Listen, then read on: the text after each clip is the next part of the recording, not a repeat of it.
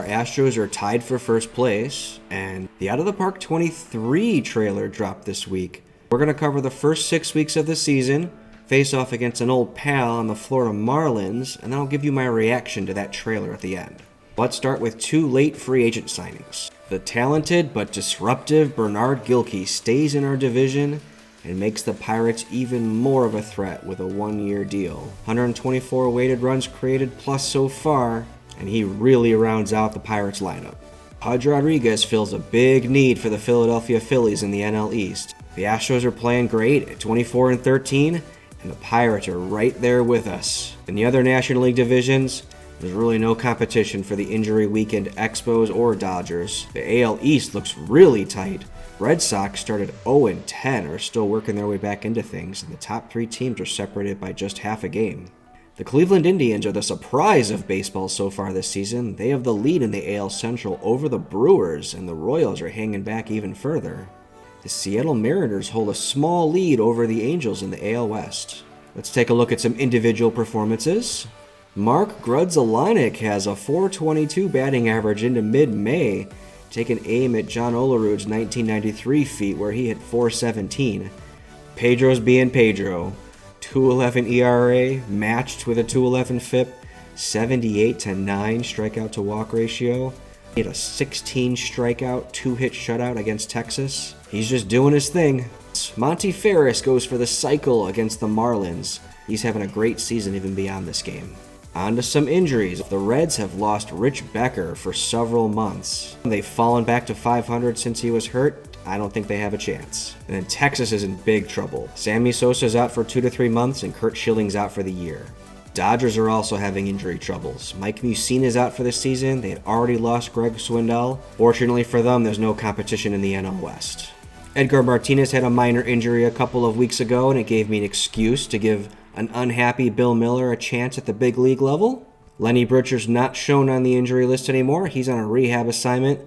The decision on his future is looming in a couple of weeks.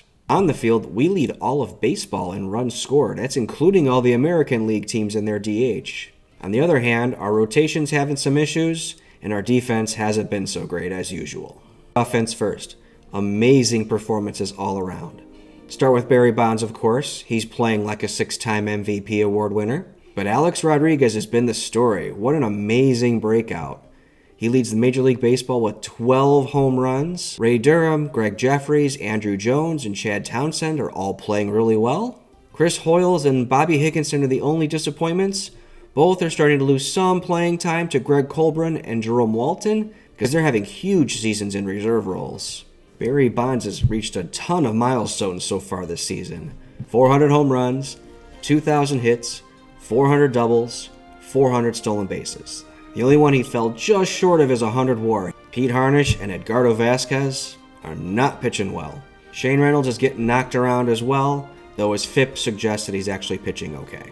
So how are we winning? It's Mike Soroka and Doug Malicki that are saving us. It's kind of unusual to look forward to your number 4 and number 5 starters taking the hill, but that's how it's been so far. And they've been backed up by the bullpen. John Wetland's anchoring it again. Rule 5 pick Carlos Belliard has been a pleasant surprise. Here are the Pirates. They've got a solid lineup from top to bottom. George Williams and Garrett Anderson are probably the only relative weak spots. And the rotation boasts 2 young starters with the potential to be dominant, Jason Schmidt and Bronzewell Patrick. Willie Adams and Paul Wilson look like good starters too. We'll probably need some help if we want to win the division. That Mo Vaughn trade isn't quite happening yet. The Blue Jays are willing to take on either Tim Bogar or Lenny Britcher, which makes it more likely we'll get something done here closer to the deadline. On to today's games. The Mariners and Brewers play the game of the day in the American League. The Pirates are up against the Braves, who we saw on opening day. And we're in Florida against our old pal Mike Schooler. The Marlins are more competitive this season, and he's a big reason why. He's got that World Series ring to go along with those 2 Cy Youngs and 5 All-Star appearances. He beat us in Houston just 10 days ago, so here's hoping we can return the favor today. Alright, we're off and running as Higginson strikes out. Marlins are without David Segui and Scott Rowland today, so hopefully we can take advantage. We're going 1-2-3 though. Never mind, we got a hit. What am I talking about? Alright, we're in trouble already. Yeah, this has been Shane Reynolds lately. He's getting knocked around. Hey, we get him out at third, though. That's helpful. So he hasn't recorded an out on his own yet.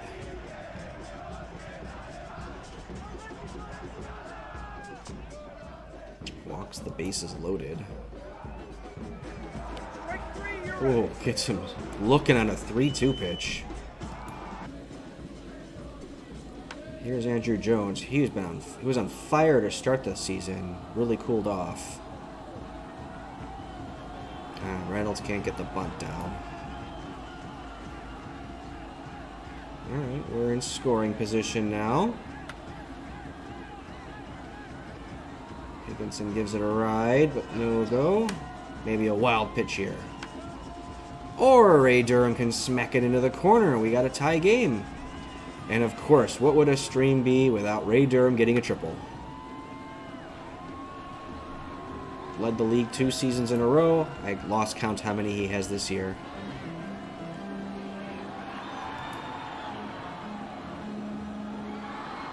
So hopefully Reynolds can stay on track. He's certainly been better since that shaky first.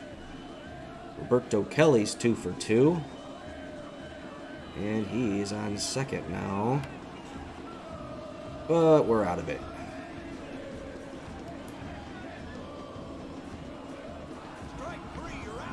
Schooler's got 5 strikeouts. That's not usually his thing. He's also given up a home run, which is definitely not his thing. Greg Jeffries gets his 5th of the season. And we've got the lead.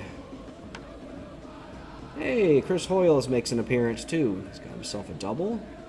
Trying to get him out of this slump. And Townsend's on too.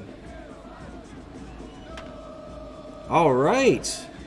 That is in the corner for Andrew Jones, and he's got a triple. We got 4 runs off Mike Schooler.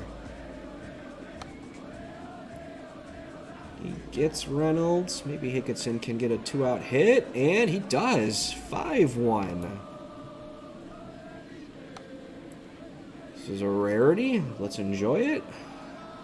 Not that we're scoring runs, but that Schooler's giving up runs.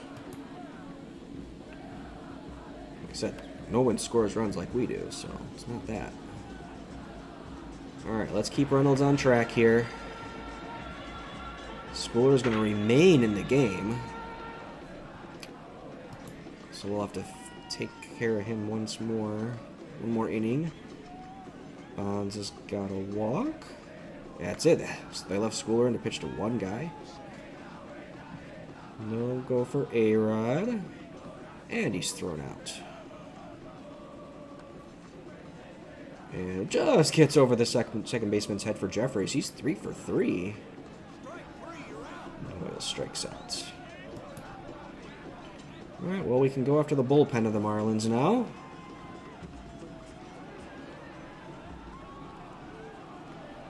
Six strikeouts for Reynolds. He doesn't strike out a bunch of guys either. We'll take it, though.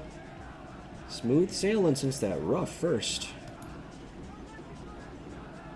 Here's Townsend. He does not hit lefties.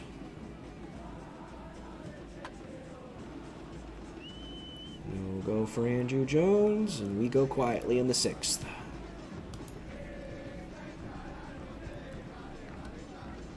Seven strikeouts for Reynolds. I don't know. He's probably had a few games with me, 8 or 9. And it's nice 1-2-3 inning, but we just need 9 more outs here. Reynolds is cruising. 8 strikeouts. Here's Scott rolling into pinch hit. And he hits it into the corner. Been nice not having to face him. And Jason Beret comes in the game. Gets us out of that. Depends if we decide to pinch hit for him, I guess. Cataray's in. Yep, we do pinch hit for Beret. Here's Jerome Walton, who's been amazing. They just walk him. Pitch to the lefty Bobby Higginson. He makes them pay for it. We are going to be on the board again. It's a double, and he goes to third on the throw. Can't get him in. Maybe Bonds can do it. Oh, and can he? He brings himself home in the process. Number 10. And this has turned into a nice casual win for us. That first inning was scary, but it was smooth sailing after that. We win 9-2. Good hitting performances all around. 6 different players had extra base hits. 4 different players had multiple hits. Roberto Kelly had 2 hits for the Marlins, but they couldn't get anything going after the first. Great performance by Shane Reynolds. 8 strikeouts is unusually high for him. Hopefully this is the start of a good run. Rough start for Mike Schooler in this one, and it was great to see.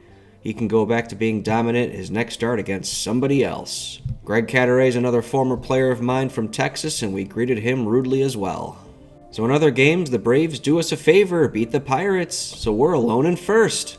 And Tim Rumare struck out 12 for the Phillies in their win. In the American League, Milwaukee beat Seattle to keep pace with the Indians in the AL Central.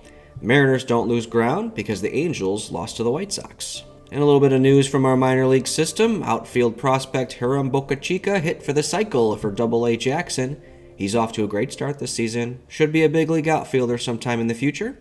And here's your standings after today's games. Us breaking the tie in the NL Central is the only change to the division leaders.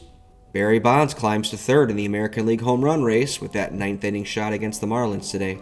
I said I'd provide my reaction to the 23 trailer, so here goes. There's a few features that excite me. It's nice to see we're going to have fielding potential in the game. It's always trying to figure out what someone's fielding ratings might be or what their best position might be just based on some of those fielding ratings. The shop feature looks really cool. I'm not so much of a fan of asking for a package, but what I think is really cool is that you can shop a player and allow the AI to add another player to your side of the trade. This should really save time figuring out which teams value which of your players. I'm also really excited about the global fatigue settings that you can do in the strategy page. I, for one, have a fatigue setting for every single one of my players, and generally it's the same percentage, so this should save a lot of time for me. And then toward the end of the trailer, they put up this screen with just 20 different small changes. The one that stuck out to me is alternate jerseys. I love playing with different variants of the jerseys, and it'll be nice that you can finally stick an alternate directly in there. I'm also interested to see if you'll have a whole set that you can use, or if you'll have specific home alternates and away alternates. I guess we'll find out in a couple weeks. So those are the things I liked. I'm certainly going to be buying the new game. What I will say is that I hope it lives up to some of the claims it's made. There's a bunch out there like vastly improved simulation engine, but the screenshots don't offer any detail or they don't depict anything that's actually new. It'll be a little scary. Some of the OTP fans out there might be using their imagination thinking it's going to be something that it's not. I think as a whole, Out of the Park Baseball's challenged by how differently we all play this game. The blessing is when you have a new version, there's something for everyone. But the curse is, each individual enhancement only makes some people happy. In this edition, it feels like Out of the Park Baseball went for quantity over quality, and I don't mean that as an insult. What it means is I think most players will be slightly happy because they'll all get a few things, but I don't think too many people are going to be over the moon about this one. So that'll do it for today. Please like and subscribe if you're enjoying the series. Major League Baseball introduced interleague play in June of 1997, so we'll be facing off against an American League team. Looking forward to seeing you then. In the meantime, take care.